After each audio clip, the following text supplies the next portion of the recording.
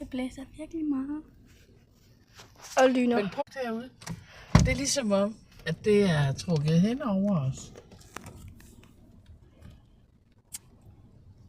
Mor? Men vi kan næsten ikke se det. Nej, du fik klippet dine tunge. Tungebåndet. What? Det føles bare som om, der er et eller andet ar i min mund her. Hvad er det? Okay. Ikke er det i hvert fald.